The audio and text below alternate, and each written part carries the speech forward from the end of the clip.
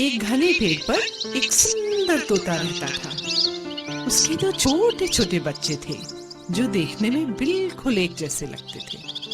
एक दिन जब मम्मा तोता खाना लेने गई, एक शिकारी धीरे से उस पेड़ पर चढ़ा और घोंसले से उसने दोनों बच्चों को उठा लिया।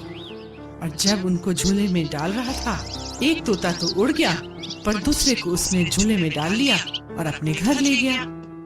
वहाँ से एक साधु महात्मा जा रहे थे। उन्होंने बड़े प्यार से उसे उठाया और अपने आश्रम में। इस तरह दोनों तोते बड़े हो गए। एक तोता शिकारी के साथ और दूसरा साधु महात्मा के साथ आश्रम में पलने लगा। बहुत दिन बीत गए बच्चों।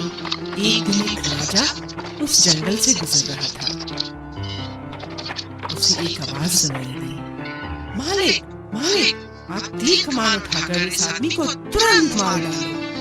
राजा ने अपनी गर्दन घुमाई और देखा, अरे ये तो तोता था। ये कैसी अजीब चिड़िया है, राजा ने सोचा और आगे बढ़ गया। साधु महात्मा की कुटिया में पहुंचकर वह पानी पीने अंदर गया।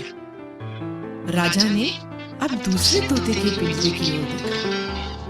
ये भी ऐसा ही तोता होगा जिससे मैं अभी मिलकर आ रहा हूँ। स्वागत है, स्वागत है, हे महान राजा, तुम्हारा इस घर में स्वागत है। सुनकर राजा आश्चर्य में पड़ गया।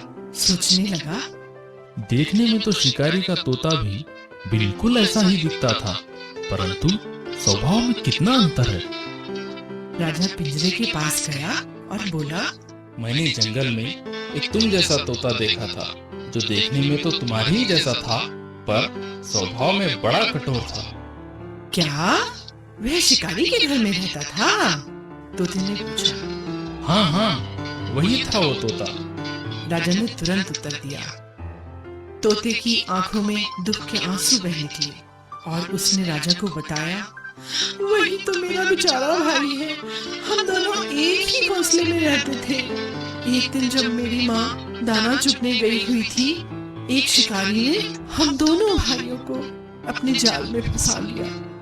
मैं तो बचकर निकल गया और मेरा भाई उसी शिकारी के पंजे में फंस गया। मेरा बेचारा भाई शिकारी के साथ रहकर उसके जैसा ही क्रूर बन गया, पर मेरे मालिक बहुत अच्छे हैं, साधु प्रवृत्ति के हैं, इसलिए मैं ऐसा हूँ।